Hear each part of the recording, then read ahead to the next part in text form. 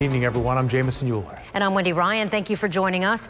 First at 6, only on ABC Action News, Pinellas County protesters are being forced to stay in jail. ABC Action News reporter Isabel Rosales uncovered the sheriff is denying them bond on nonviolent misdemeanors. And now attorneys tell ABC Action News they're worried the break-in status quo will have a chilling effect. I spoke with a St. Pete man who came to this public place to have his voice heard. He was arrested. Now, the norm for a nonviolent misdemeanor like his would have been to be booked and then bailed out. But he was stunned to hear the sheriff's office say no. Kevin Grant tells me, had he known he'd end up in jail overnight this past Tuesday, he never would have gone out to protest in the first place. It makes me sad. Why? Because it's wrong, man. Tuesday night, protests were peaceful in St. Pete until someone tossed fireworks. Things turned chaotic.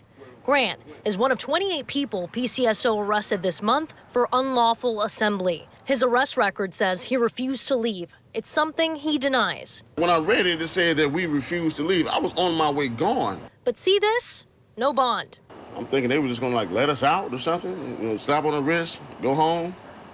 Nah, they kept us. We're finding out from the 6th Circuit, Sheriff Bob Galtieri contacted Chief Judge Anthony Rondolino about arrests during protests. The judge advised him there was no statutory requirement that a bond be set before the first appearance. So Grant and others stayed in jail. The next day, a judge set his bond at $1,000.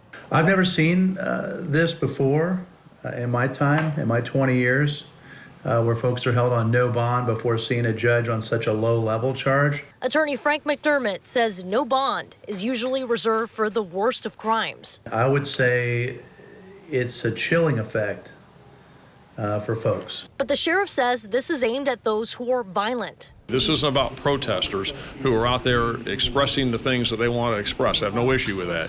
But this is about people who are committing violent acts. We checked, and nowhere in Grant's affidavit does it show he committed any violence. We reached out to other circuits, and we found out Sarasota, Manatee, and Hillsborough counties are not doing this. In St. Pete, I'm Isabel Rosales, ABC Action News.